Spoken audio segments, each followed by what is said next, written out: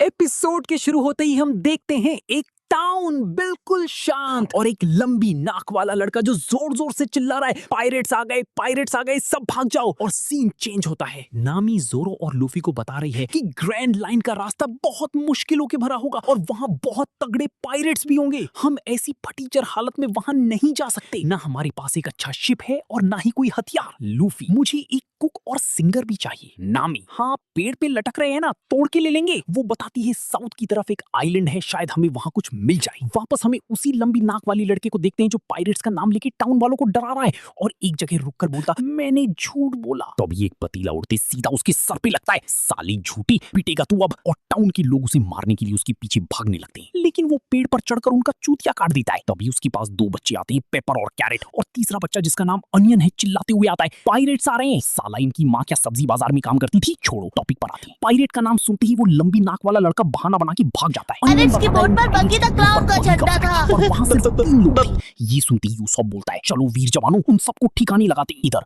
Luffy, जोरो और नामी तीनों आइलैंड पर पहुंच जाते हैं और तभी जोरो को झाड़ियों में कोई फील होता है और लूफी पर अटैक करता है और वहाँ बहुत सारी पायरेट फ्लैग्स आ जाती हैं। तभी वो लंबी नाक वाला लड़का अपना नाम यूसुफ पायरेट बताता है कि मेरे पास 80 लाख पायरेट्स हैं और बड़ी बड़ी फेंकने लगता है। नामी उसका झूठ पकड़ लेती है, तुम्हारे पास 3 लोग हैं, वो भी बच्चे। और ये सुनते ही वो तीनों वहां से भाग जाते हैं। लूफी हंसने लगता, वाह एक और कॉमेडियन मिल गया। तभी यूसुफ थोड़ा गुस्से में आके लूफी पे एम करता है। बंदूक लोगों को डराने के लिए नहीं, मारने के लिए होती है। क्या तुम अपनी जिंदगी दांव पे लगाओगे? जोरो और लूफी दोनों गुस्से में उसकी तरफ देखते हैं और यूसुफ की फटके में आ जाती है। वो वहीं बैठ जाता है। लूफी और जोरो हंसने लगते हैं। लूफी बताता है, ये मेरी लाइन नहीं है, ये डायलॉग मैंने अपने दोस्त रेड हेयर शैंक्स से चुराया है। यूसुफ बोलता है, शैंक्स को जानते हो? लूफी बोलता है, मैं तो तेरे बापू को भी जानता हूँ, उसका नाम यासोप है। इतना सुनते ही वो सीधा नीचे। सीन शिफ्ट होता है और लूफी ठूस ठूस कर खा रहा होता है। लूफी बताता है, जब मैं छोटा था तब तेरा बापू शैंक्स के क्रू में थे। और हमें पास्ट का सीन दिखाते हैं जहां यासोप दारू में भूंड होके लूफी को अपने बेटे के बारे में बताता है। नामी उससे मदद मांगती ताकि उसे कोई शिप दिलवा सके और ये सुनते ही वो वहां से भाग जाता है। फिर हमें घर के बाहर का सीन दिखाया जाता है। एक लड़की जिसका नाम काया होता है सर्वेंट से बोलती है मुझे यूसुफ से मिलना है और इसके लिए उसे मना कर देता है और वहां से चला जाता है और यूसुफ पीछे के रास्ते से उस घर में घुस जाता है काया से मिलने के लिए। यूसुफ उसे अपनी झूठी कहानियां सुनाने लगता है कि उसने 5 साल की उम्र में एक जायंट गोल्डफिश को हराया था। वो इतनी बड़ी थी कि उसकी टट्टी भी एक आइलैंड जितनी बड़ी थी। वाह क्या रेफरेंस दिया है। इधर वो तीनों सब्जी मंडी चुपके से लूफी को देख रहे होते हैं और सीधा वहां घुस जाते हैं। नामी, अब ये किसकी चिल्लर पुल्टन है? वो तीनों पूछते, कहाँ है हमारे कैप्शन यूसुफ? जोरो, हम उसे बिना फ्राई करी खा गए। सब्जी मंडी बेहोश। वो तीनों सब्जी मंडी दूसरे तीनों को काया के घर लेके आते हैं। लूफी पूछता है, यहाँ यूसुफ क्या लेने आता है? सब्जी मंडी बताते हैं,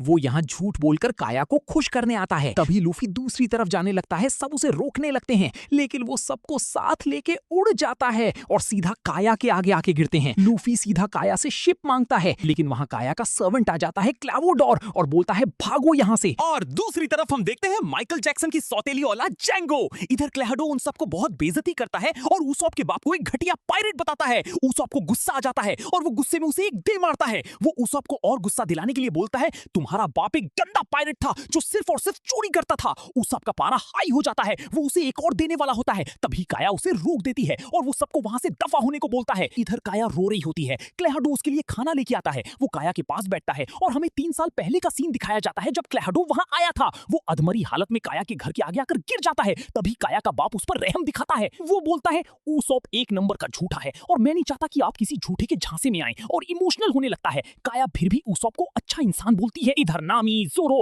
और सब्जी मंडी की 2 सब्जियां साथ में बैठे होते हैं। नामी पूछती है, तुम्हारी तीसरी वेजिटेबल कहाँ है, मतलब अनियन कहाँ है? दोनों बताते हैं वो अक्सर अकेला कहीं भी निकल जाता है और फिर एक बुरी खबर लेके आता है और वो प्याज का छिलका रोते हुए उनके पास आता है और बोलता है, एक माइकल जैक्सन की सौतेली औलाद उल्टा चलता हुआ यहीं आ रहा है और उसकी ओर इशारा करता है। वो उन्हें बताता है कि वो एक हिप्नोटिस्ट है। सब्जी मंडी, साबित करो कि तुम एक हिप्नोटिस्ट हो। जैंगो उन्हें एक रिंग की ओर देखने को बोलता है और उन्हें सोने के लिए हिप्नोटाइज करता है, लेकिन वो खुद उनके साथ सो जाता है। दूसरी तरफ यूसुफ अकेले किनारे पर बैठा होता है। लूफी उसके आगे आ जाता है, वो भी उल्टा। यूसुफ, तेरी कान में कीड़ा है क्या? दोनों साथ में उस बटलर के बारे में बात करते हैं। लूफी पूछता है, क्या तुम काया से वापस मिलने जाओगे? उसॉप, जब तक वो बटलर मुझसे माफी नहीं मांग लेता तब तक तो बिल्कुल नहीं। और तभी उन्हें वो बटलर नीचे दिखता है। जैंगो बटलर के साथ मिला हुआ था और वो काया के मर्डर की प्लानिंग कर रहे हैं। वो चाहता है कि जैंगो काया को हिप्नोटाइज करके सारी वसीयत क्लैडोवर के नाम कर दे और हमें उस बटलर का असली नाम पता चलता है, कैप्टन कुरो। कुरो सिर्फ काया की सारी वसीयत हड़पना चाहता है। ये सुनकर उसॉप घबरा जाता है। लूफी खड़ा होता है और सीधा कुरो से कहता है, ओए चूतियो, काया को अकेला छोड़ दो। कुरो जैंगो को बोलकर उसे हिप्नोटाइज करके सुला देता है, बट साथ में खुद भी सो जाता है। ये पहला नमूना देखा है जो खुद लोरी सुनाता है और खुद सो जाता है। लूफी सीधा नीचे गिरता है।